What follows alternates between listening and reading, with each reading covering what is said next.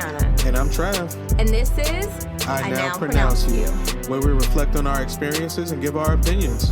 It can be hard to take the time to process it all. So we're making the time now. We welcome you to I Now Pronounce You. Hey, Hey, hey, hey, hey, hey, hey. Hey. All right. Okay.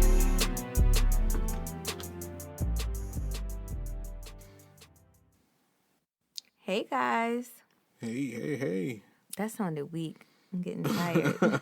Not from you, just from me. Like, ooh, I need a little jolt. It's a late night. Yeah. So one of the most important conversations to have, I think, with like the younger generation, is about the things that you've gone through. Yeah. And I think sometimes like the younger generation, they need to hear our stories and our trials and tribulations. They'll and learn from it. Yeah. And I think the generation that has gone through those things needs to take the time to process everything.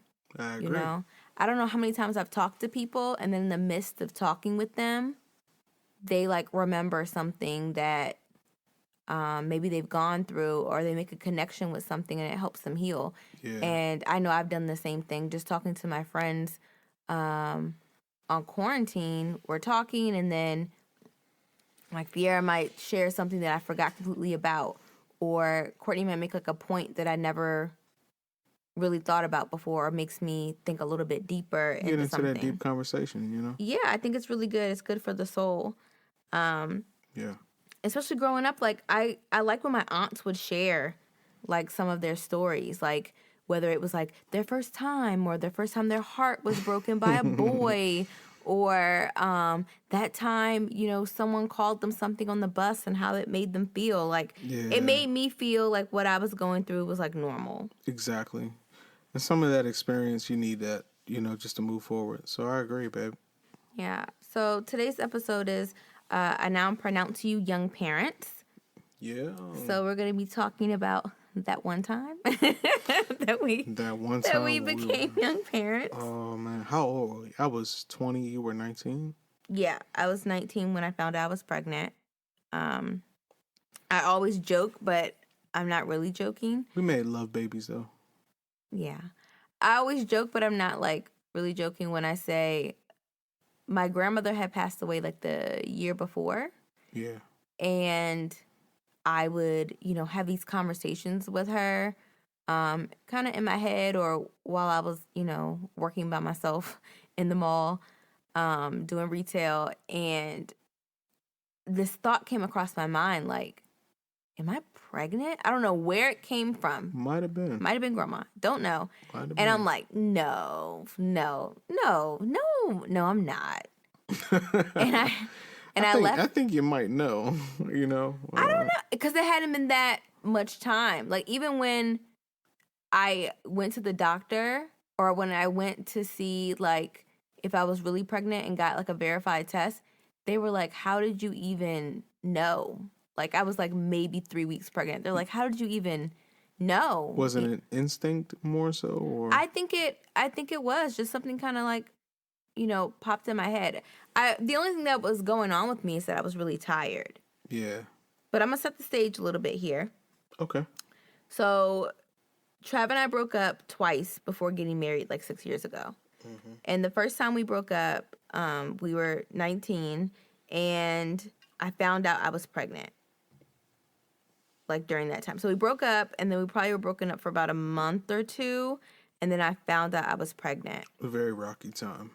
So what do you remember about that time? I was a little distraught because I didn't feel like I was ready to be a father. I felt like that I was taking a step a little bit further than I should have been at that age. I felt like I was still early on in the stage of like building my career and exactly who I wanted to be as a human being. So it was a rough time for me. Yeah, once I had that inkling that I was pregnant, then I left work and I took 2 Dollar Tree pregnancy tests. And shout out to Dollar Tree. Yes. They actually work, guys. No, It really does. yeah, no sponsor though. And then then I ran to Walgreens and like, no, I want to get the test that says like pregnant or not pregnant. You pregnant? You's pregnant? So You pregnant? me and my cousin, I think me and Tanisha went together. I don't really remember, but I do remember like taking the test and then telling her like, hey, you know, this is what it says, and she's like, you have to tell Travis. Yeah, like you have to tell him. So now I realize it was a bad idea, but I called you while you were at work. It wasn't a bad idea, no. To call you at work? Yeah, to call me at work was a bad idea. And we are not on necessarily good terms. Yeah. So I called you and you know, you obviously weren't excited or happy. Why would you be? But it was just like this state of shock. And then in that moment, you don't feel supported. And you feel like alone in that moment, like that you have to kind of figure it out. So I ended up going to, I didn't know what to do. I'm young. I don't really know how to move forward. So I'm still, after 3 tests, like I need to go and get an official test. So there was this foundation, this Catholic foundation that you could go to, and they would give you a test, and they would, also provide other services to kind of like help you kind of process everything. And when I went there, they confirmed the pregnancy. They said I was, like I said, like 3 weeks pregnant, 3 or 4 weeks pregnant. And they put me in this room and they're just asking me questions. Like, so they gave you options of like... Yeah, like they gave you options of like, you can put your baby up for adoption. Because it was a Catholic organization, they didn't mention abortion. And then it pretty much was it. Like, I think in the little brochure, it might have said something. No, I don't think so. It basically was like, you can put your baby up for adoption. That was basically like their other option. So they asked you like some background, right? Like, are you in school? And I'm like, yes, I'm in college. I think I was like in my 2nd semester at that point. Yeah. And, or I just finished my 3rd semester. Yeah, I finished my 3rd semester. And so they're like, well, what is the father doing? And I'm like, oh, he's in school too. And what is his major? And I'm like, business. And so then they make the comment like, he's going to get his degree. He's going to get a good paying job. And he is going to not think about you or that child. Like, you'd think Which I thought was such a insensitive, Oh, but I understand it's reality, but it is reality, but it made me feel so small in that moment. It was an assumption, and come on, man. Like you can't sit there and like assume that the father isn't going to be in the life of a child, even at that young age. I guess they had maybe seen it so many times before that they just threw it out there just to kind of let you know. And, maybe young parents, they do need to hear the real so they can make decisions for themselves. But Facts. But it was something in that moment that you just didn't want to hear. Yeah. When you're like, okay, I just found... hear that either. Yeah, I just found out I'm pregnant. I'm young. I'm in school. I don't really know, how this is going to go. So anyway... the pregnancy was really difficult in the beginning for me because of those things.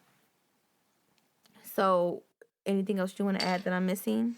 Like I saw what was happening on my end, but kind of like, how were you feeling on your end? I just felt small.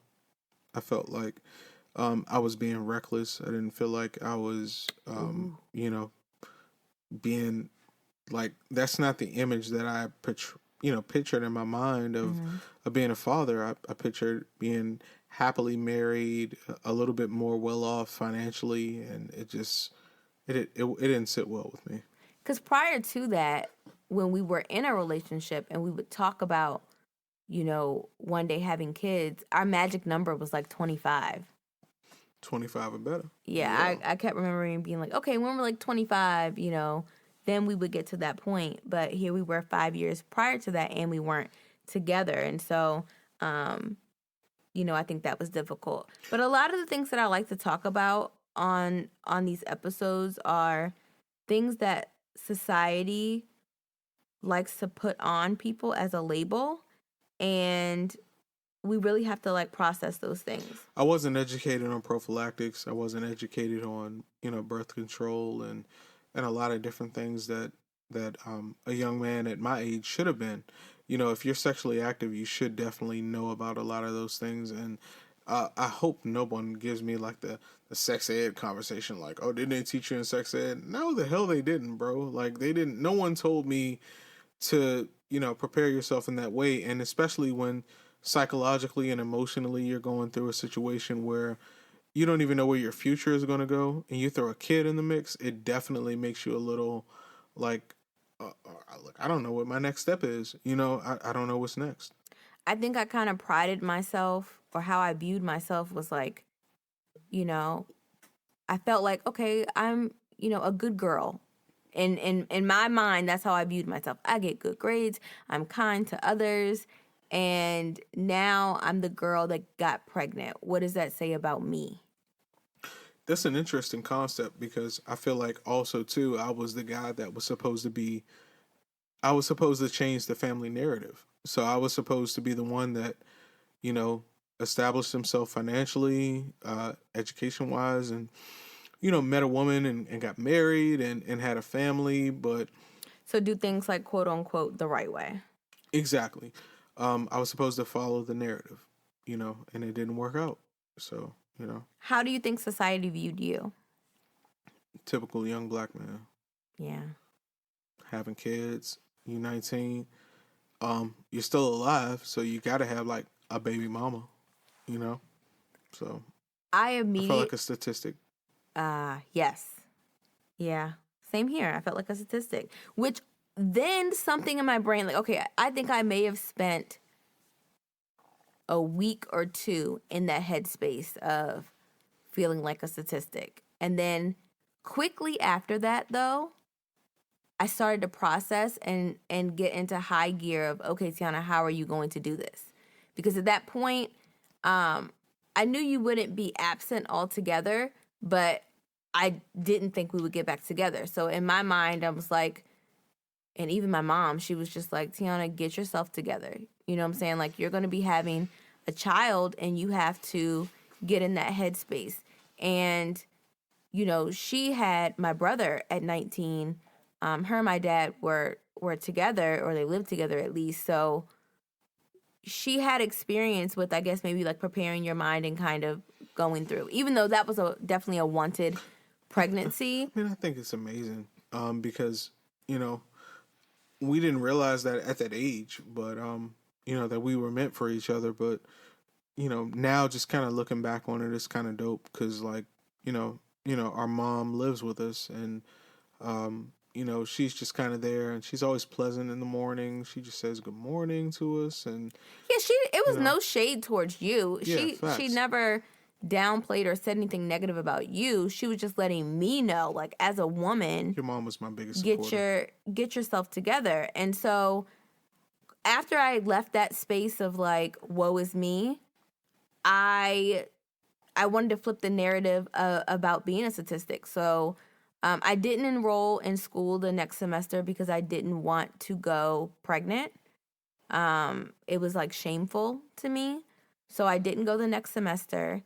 And I still continued to work throughout my pregnancy. I started getting things for the baby and saving and, doing all those types of things. And then about month 6 or 7, we ended up reconciling. Yep. I just remember you being pregnant, and me wanting to encourage you and treat you well, because I felt like the outside interactions of the baby not necessarily being here played a factor. So I wanted to try to make it a joyful time. And Yeah, when you came the third trimester, and yep.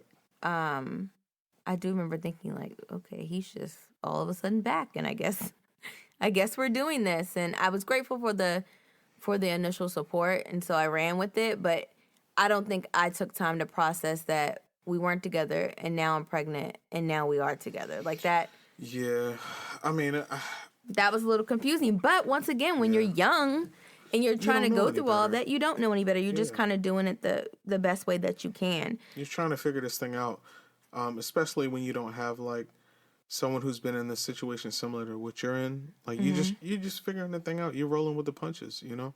Yeah. But she was the first grandchild on both sides of our family. She was the first grandchild for my parents and Which worked out awesome. for yours. And why? Well, you have support from the family. You know, you have support like, okay, you know, hey, you know, this is our first grandchild. He's still a young guy. You know, we're going to try our best to work through this and vice versa. But in typical situations, it works like that. I don't necessarily think it worked out like that for us.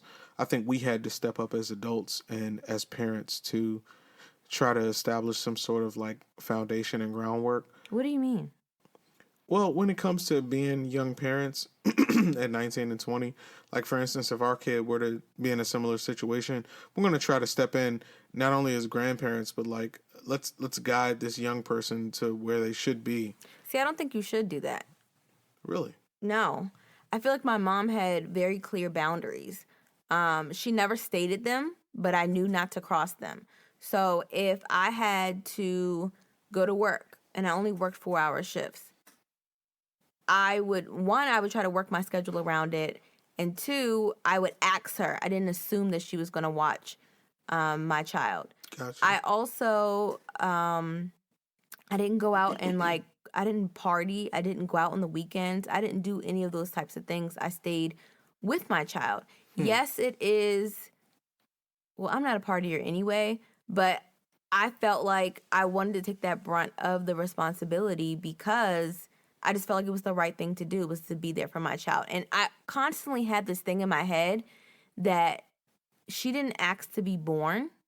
So I'm going to try and do everything that I possibly can to make sure that she feels, I don't know, like she has any other, you know, parent, whether they had their life together or not, whether she was planned or not. So I didn't want there to be a discrepancy there. But one thing that I did leave out is that we did have support. Like at the hospital, we had so many people in the waiting room waiting for her to be born. Exactly. We had like a whole football team out there. Yeah, and it was a joyous day.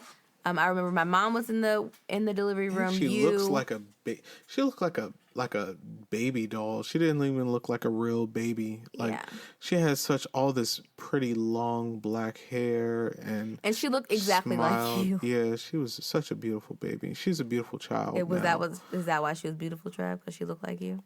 No, she was nah. She was a beautiful child altogether. She had a lot of long, pretty hair, and she smiled she looked like a freaking Cabbage Patch Kid, you know?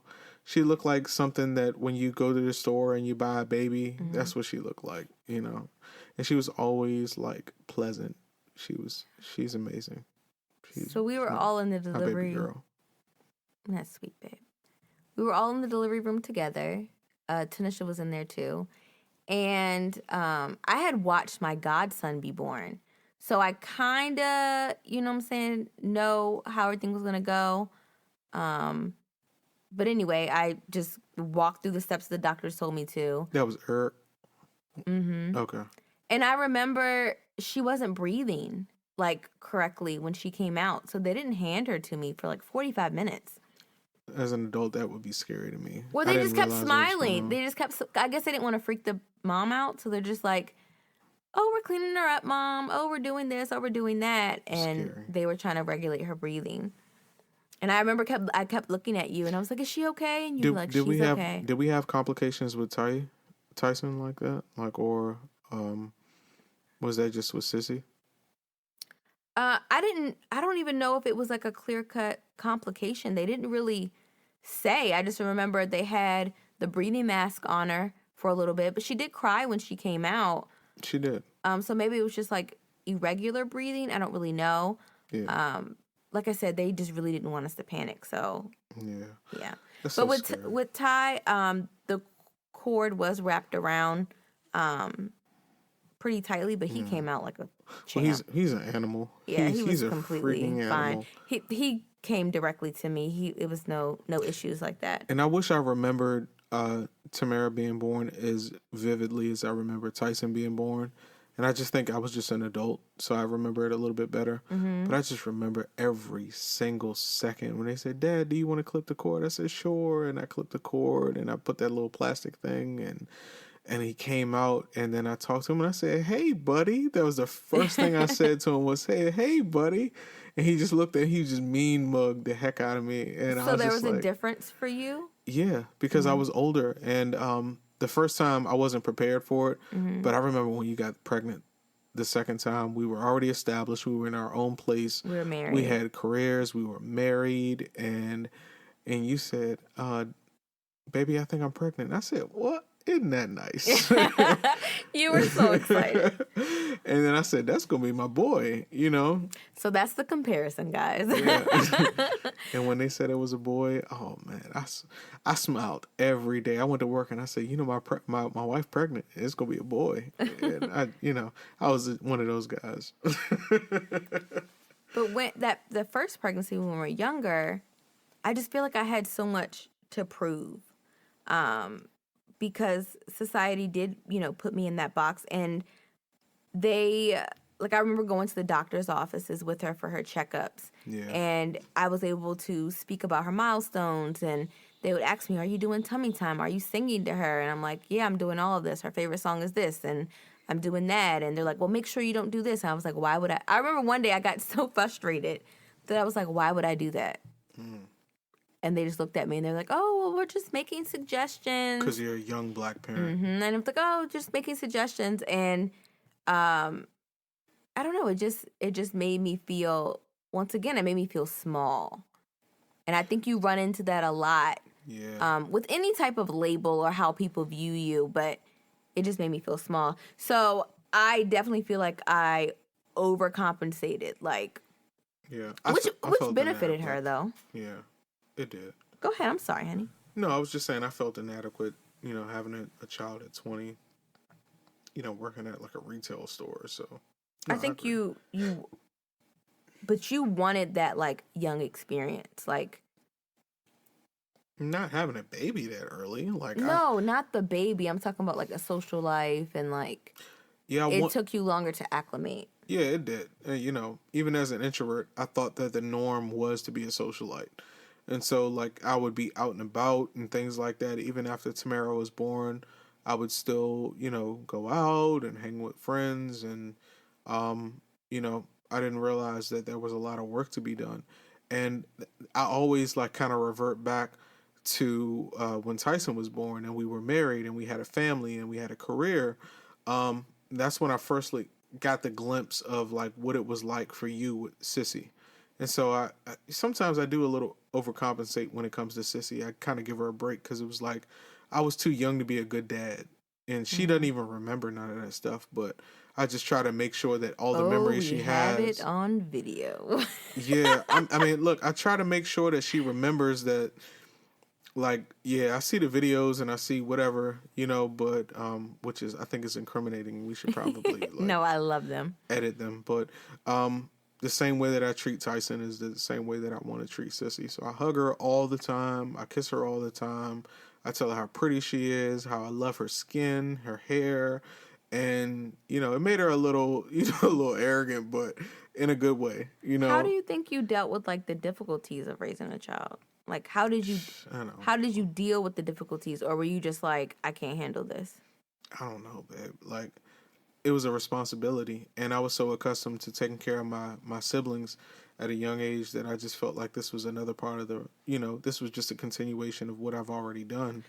But I could have been better. You helped to take care of your siblings once they were like up and going. Yeah. Because I remember you didn't know how to change a diaper. You didn't know how to feed a baby. You said you didn't have any younger relatives that you like were there from day one. Yeah, which was true. But what I can't speak on whether or not I was prepared to learn those things because I was a 20-year-old boy. I wasn't a man. So I didn't necessarily, I felt like it was still, like I said, I lived a very, it's all about me type of lifestyle, Mm-hmm. especially when I was younger. So, I would acknowledge that I had a child, but I didn't understand the level of responsibility that came with it. Yeah. So some of the drawbacks was like college for me took longer, but I still, managed to continue going. I went back when she was like 10 months old. I tried to cram a bunch of classes. I even was like going to two institutions at the same time, and I had to get like special approval to do it because I had signed up for this bachelor's program, but you had to have your associates already, and I wasn't complete with my associates. And so I had to sign a special contract saying that like by this deadline, my associates would be completed. So I was taking classes at two different institutions, but I was really determined to just like get it done. And I remember like waiting outside of class before it starts, and you're with people that's in your same age group, and they're talking about how like they got off of work late last night, and I'm like, yeah, my daughter had a fever, so I was up until like 3 this morning. Like, and you get people that kind of look at you. Yeah, I mean that's part of the reason why with our second child, I wanted to be better. I'm not proud of how the early stages of our oldest. When she was first born, and I was just unprepared. And that's why I think it's such a essential conversation to have with young men. Is like, bro, you not ready to have a kid, man. I don't care if you 22, bro. You still ain't ready to have a kid, man. Like, until you can put someone else's needs above your own, then you're not ready. But I also think about like there are like my mom had my brother at a young age, but she was focused on that. So I think what was your dad doing though? wilding. Oh, all right. I mean that just proves You're my point. speaking to young men. I guess I'm talking about women. I think once we start creating that child in our womb, for the most part, we feel this responsibility and this connection with that child. It was a show for me. Whereas the men, you're not carrying the child. Yeah. You're not. It was a show for me. It was like, oh, look how pretty my daughter is. She pretty, ain't she? All right, yo, let's go to Ibiza type, vibe, or let's go hang out. Oh, Tita mother, she got her. We good. Yeah. But with my son, I curated that time. I spent time with him. So for men, maturity is the difference. Exactly. It would be like 3 a.m. in the morning, and my son is crying. And I would pick him up and I would talk to him like, hey, little buddy, you're going to be a good guy. You're going to grow up and you're going to be big and strong just like your dad. Like, I appreciated it, and it's just something about being a grown man with a baby. It makes life so much easier. Like, if we had a baby now, like, I would be the dad of the century. Don't say that, Trev. I don't want no more children. Trust me, I don't want no more children. I need to get that Camaro, dog. I need a Camaro. I need the 2-door. If I had to do it all over again, I wouldn't change it though. Yeah. I wouldn't change having her. I would change the age range. Or I would change the age range maybe, but I'm saying like if I do it all over again, I don't regret how I chose to raise her, what things I did with her, because I really did try my best. I really did work with her. I really did, I watched her screen time. I tried to watch her diet. I read articles about all kinds of things. I sleep trained her at 4 months. I really did try to pour into her as much as possible. So I don't regret that aspect. Yeah. I'm just saying, maybe knowing things that I know now, just maybe other things I would have done. It's hard. I would have done a little better. I think about myself now as a 32-year-old grown man. I'm thinking about, I'm still working through my life and working through issues, but my kids feel safe and secure. So what the hell was I doing at 20 years old, bro? What was I doing? For the most part, she seems well adjusted. I really don't think that time period affected her. But the thing about parenting is, you have to watch your child grow up and then hear their commentary later to figure out, in their eyes how you did. Well, what do you think is the biggest aspect, just from you being, a child yourself at some point in time in life? Like, what do you feel like is the main thing that makes a kid grow up and be decent? Time with your parents, feeling seen and loved, and secure, like stable, like feeling like your parents are the parents and they got this. Right. Like I think that's very important. Yeah. And facts. like them engaging in you and not you're not just there. Do you know what I'm saying? Like, Yeah. if you're gonna when you have children, play with them. Put a smile on your face sometimes. Don't act like they are a bother, because I really do think that like begins to get ingrained in them. Well, here's my thing, right? And this just could be my perspective. Even if you want some, like, man, won't y'all go outside and play, bro? Like, That's type, different, babe.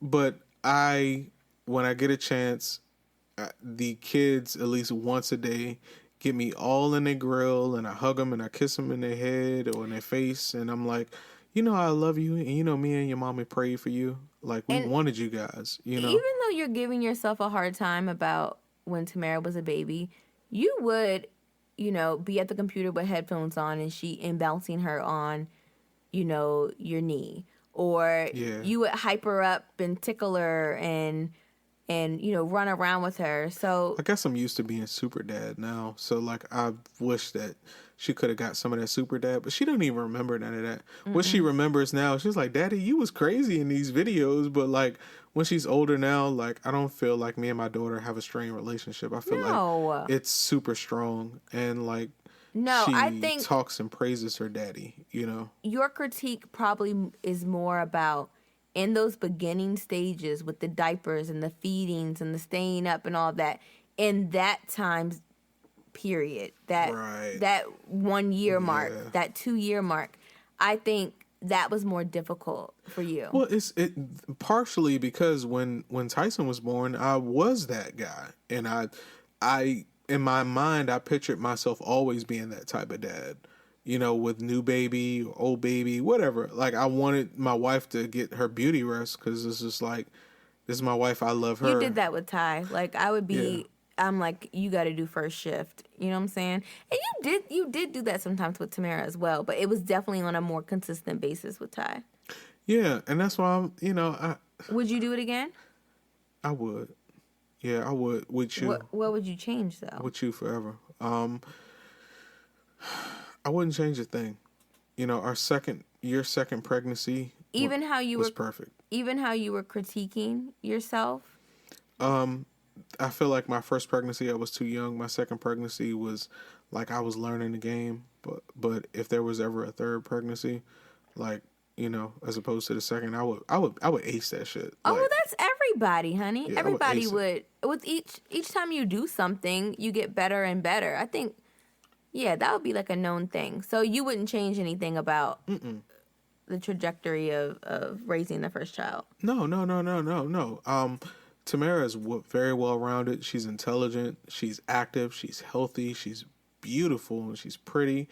And our son just came out like an animal. I love him to death because he's just such an animal. This episode is not about Buddy. I know. But if y'all can't tell by now, that little one, I just felt like I did a better job. In his, he don't even remember any of that stuff. He really doesn't, because if y'all, it's a feeling. Babies know. Kids know. He hugs me and he talks to me, but really, he love his mama all day long. Like, he will punch your teeth out for his mama. He loves his mama. And let's get back on topic. Yeah. Okay. Do you think? But I'm just saying that, as far as, raising children at a young age, you like I said, you don't have that appreciation for putting someone else's needs before your own. And that's also a key part of marriage as well. So how do you think we because Tamara's now, she's entering middle school. I have had certain conversations with her. I haven't gone through the entire ins and outs of everything. Like, she knows about the menstrual cycle. She knows about what the menstrual cycle is for. But I haven't like delved all the way down deep and dirty, which I'm planning to do this summer is what I'm going to do. But I've been basically like showing her episodes of like Degrassi. Oh my God. And then having conversations with her about it. And she got on to me. She was like, Mom, this show feels like conversation openers for parents. And I was like, what are you talking about? If you think Sissy is a dummy, she's not. She's our child. I'm so like, she's no. And then Trav comes in, he's like, look at Drake. And she's like, don't distract me. Right. Like Drake in this joke. This before he was wheelchair Jimmy. Sissy, you see this? Daddy, stop talking. Okay, honey. She knows the basics and she just feels uncomfortable having the conversations, but I'm gonna have it. And then as she gets older, well, you know what my mama said to me. Oh, here we go. I ain't gonna say it, but you know what my mama said to me. You got hair down there? Yeah, Mom. All right, we'll use an extra washcloth. I'm like, what? That was your sex talk? That was sex ed. Mine. So my dad, he would just point, and I mean, I guess all of this didn't, register in my brain at the time, but he would point out like, there was a girl in our neighborhood that had a baby, and if we saw her like strolling her baby down the road or whatever, my dad would like sit on the porch with me and like point her out, and not to embarrass her, she couldn't see or tell. Point them out. But he would just say, is that the life that you would want for yourself? 'Cause she was like 15, 16. And I said, no. And he's like, having a baby is a big responsibility. Now, everywhere she goes, she's going to have to push that stroller. And she doesn't have a chance to just, be a kid. And I remember those conversations. And then he was an avid reader of like the Washington Post and the Washington Times. He would read it, front to back. And sometimes Time magazine would be in there. And if it was an article about STDs or, something like that, he would just like open my door, throw it on the floor where I was laying at and be like, read this and tell me what you think. Probably the most extreme conversation I had about, sexual interactions and things like that probably was at the barbershop. I was probably about 14, and my stepdad would take us to the barbershop every 2 weeks because that's the thing, and I remember my barber told me, hey, man, can you go and tell that girl this statement? And I said, yeah, cool. And he said, you're not scared of girls, are you? And I said, nah, man, I love girls. And he was like, oh, my man. And he just, gave me this statement, and I went and told her and came back. And he was like, man, he'll be all right. But this is, mind you, this is the only conversation I had. So I had no conversation about prophylactics or protection. So it was just about like how to get a girl? It was all about how to get a girl, but it was never about how to prevent pregnancy. Gotcha. How to prevent STDs or anything like that. So like I plan to have that deep conversation. I think that's probably the most influential piece of having a son is that's like, whoa, I can teach him everything I know. And we're talking about pregnancy now, so that's how it's relevant, but it can veer off to so many different things. Like even at a young age, my son is 5, and I'm talking to the people now, not to you, booby. I every day or at least once a week, I talk to him about shaking hands, and this is how you shake hands. This is how you greet a business partner. Like I'm prepping him to become this monumental figure. Yeah. Yeah, I think if I would have stayed on the same trajectory of my father continuing to have those conversations and those conversations deepening over time, I think it would have been good. But at the time, he had a bad drug addiction, and it kind of took him away from that mind frame. And so at that point, my thoughts kind of shifted, and it wasn't really on prevention and abstinence and thinking about the what ifs of the situation. So that's why I think I am trying to make sure I continue that conversation with Tamara, even though it makes her feel uncomfortable. Because then it starts to go with, Sissy can't are handle you it. going to teach, like, she's not ready to have the conversation at 11, but in the coming years, the difference between teaching abstinence and safe sex. Like, Yeah. I feel like both have to be spoke about, even if you're championing, I can't speak today. Yeah, facts. Even if I'm a champion of abstinence, I still want to make sure she understands both sides of it. Babe, we know your vocabulary heavy, so it's all good. But it's the same way with me. Like, I needed that, man. You know, when I was younger, I needed that, man. I needed a... Did you have sex ed in school? Yeah, but it was a 5th grade conversation where she said, now everyone know that this is the proper term.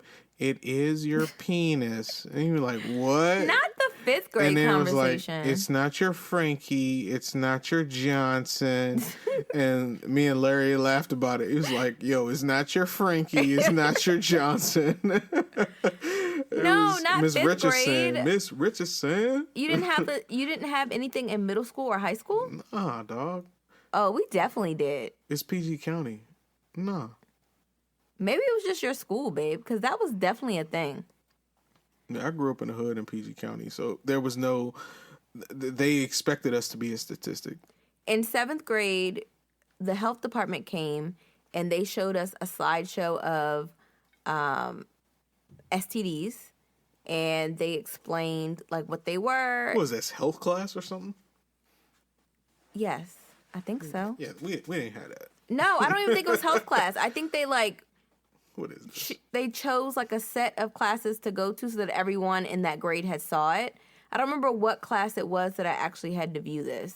We saw empty condoms and roach clips in like at the playground. So none of us knew what it was, but some of the kids knew what it was, and you just kind of pointed and poked at it with like tree branches and things like that, and you were like, "Oh, what's this? Ew! I think it's something nasty. Ew!" So like none of us knew what was going on, and it's sad actually. Yeah. Me and Pierre actually buried her brother's condoms like in my yard.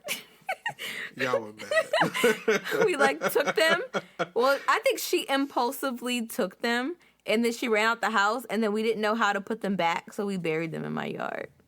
I don't remember what grade we were in when we did that. We have to do an episode on the Fiera and T Chronicles because I feel like you guys have like some of the dopest stories that ever existed. She is my childhood. She holds all my childhood like memories, and we may have to she's bring my her on childhood. one day, but yeah. But yeah. in high school, they also in health class they showed us those slides again, and they showed us the movie Riding in Cars with Boys. With Drew Barrymore. And I love that movie because it showed a young girl kind of crushing on this boy, you know. She never quite got her life in order either. She did by the end, but she was like, it was when her son was like a grown man. 19, 20. Yeah. Because she wanted to be a writer. She was like so dope in all these different things, but every time she tried to get ahead, she couldn't because, you know, she was trying to work and then she was trying to also go to school and, you know, money was short and child support wasn't coming in and the dad was an alcoholic and all these different things, which is also a sign of, it's a trauma or not a consequence, but a kind of a side effect of having children young is that alcoholism, poverty, just a lot of different things that are associated with that. Well. But so as we wrap up, I just want to kind of, what's your takeaway about being a young parent? What's your take for the people? I can't wait. I can't. No, seriously. Wait, bro. Like, use protection. Even if I don't care if you are madly in love with the girl. Wait till you get a little bit older, bro. Because you're building your career. You're establishing yourself as a human being. What do you call it, babe? Diet sex. Yeah. Have some diet sex, bro. Like, diet sex is anytime you use a rubber. Well, baby, you leaking. But yeah. Have some diet sex, bro. Put the rubber on and use protection. Try not to. If your girlfriend is on birth control, definitely, still, you guys need to make a conscientious decision. And the reason that I say that is because that the older that you get, the better that you are as a father. And the experience that I had with my second child as opposed to my first child felt like it was rushed, and I was playing catch up. But with my second child, oh, it was so beautiful. It's nothing like having your life somewhat in order, and giving your wife that experience, or Yeah, like giving you your would child run that out to experience. Rita's while I was Oh, I pregnant. loved it. Yeah. I was like, baby, you have a craving, and I would go out and get you those things, and you just had such a beautiful pregnancy. And I was like, this is what pregnancy is supposed to feel like when your wife is pregnant and she has those cravings, and you come back, and I would rub your tummy, I would sing to Tyson, I would Well, talk to well, the Tyson. difference was that with my first pregnancy, my mom would run out and get things. And she would make me breakfast in the morning because I couldn't stand the smell of anything cooking, like eggs and meat. Oh, This is how we become better. This, yeah, yeah. as a culture, to not be a statistic and realize that pregnancy isn't a baby mama situation every single time. It can be fun. It can be beautiful. And Tyson's whole pregnancy was fun. When he was born, it was fun. When he was a newborn, it was fun. I didn't mind waking up at 3 a.m. because I was just talking to him. And I said, you want to go to the NFL or the NBA? And I'm just rocking him back and forth, and I'm talking to him. And he's such a happy child, because of My, that. my takeaway, or what I kind of realized through that whole experience, was just because you are a young parent, even though we weren't like super young, but by textbook definition, a young parent is anyone from the age of 15 to 20. I mean, not 15, 13 to 25 is considered a young parent. So even though we were at the end of that spectrum, you being 20, me being 19, going on 20, you know, I feel like what you should keep in mind is that your child doesn't have to stop your life. I was fortunate that, I was able to get like free childcare. As long as I was in school, I had free childcare vouchers, and I was able to continue my education in that way, and then be able to set myself up to move on further. But I think you should keep those dreams intact. There are still things that I want to do that I haven't done that I need to make time for, but ultimately, I didn't want society viewing me in one way. I didn't want that to define me. And I remember after I graduated, I think I tweeted something like I got this degree with a baby on my hip. And I never look at it as a hindrance. I would, put her to bed. I told you I sleep trained her, put her to bed at 7. And then I would sit in my grandparents' dining room where I lived at the time, and I bust my butt studying and getting my work done until 2, 3 o'clock in the morning. And then I would get up and do it all over again.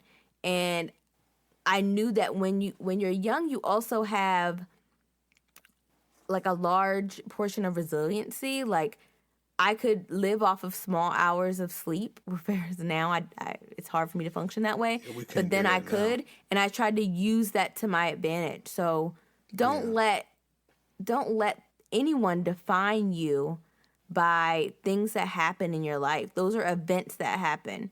Those don't define who you are. Well, honey, you're an amazing woman, and you've given me 2 beautiful children, and you've done an amazing job as a mother. And Thanks, I want to babe. give you some congratulations on that. You're fucking dope. Congratulations, you played yourself? No, not the nah.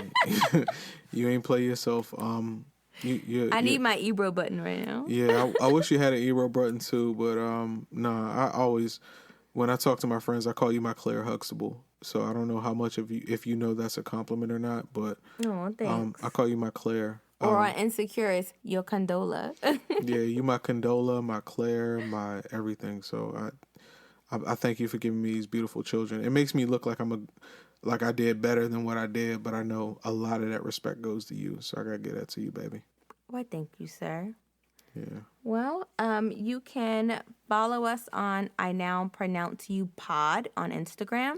You also can email any questions or topic suggestions at inowpronounceyouPod@gmail.com. Bye, guys. Bye, guys. Stay safe.